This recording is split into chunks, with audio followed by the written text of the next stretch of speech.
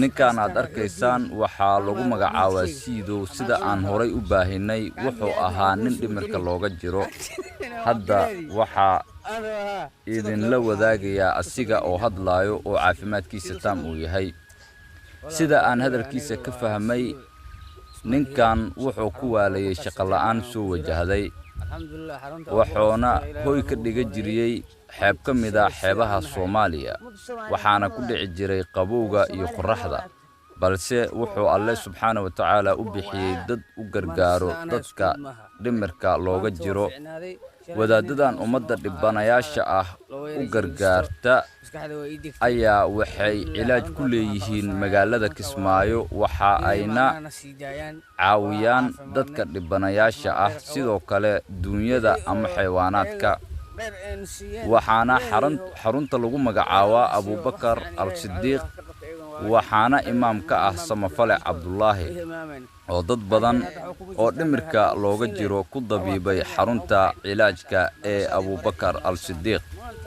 fadlan daawada muuqaalkan si sheer garay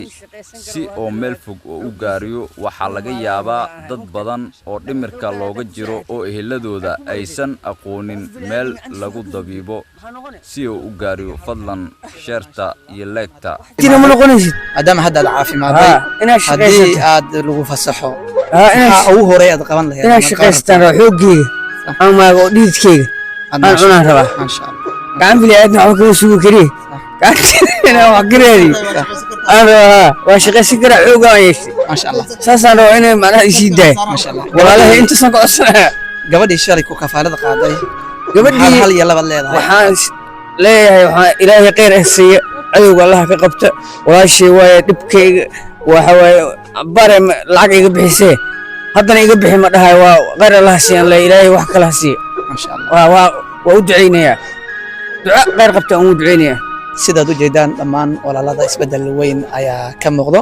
ilaahay subxaanahu wa ta'aala waxaan u weydiinayaa inuu caafimaad sariic ah siiyo inta uu dhimanay biidhnillaahi albaari waxaan sidoo kale aan u mahadcelinayaa dhammaan walaaladii muxsiniinta ahaa ee dhammaan kafaalada qaaday ilaahay ajri xasanaad Allah ka siiyo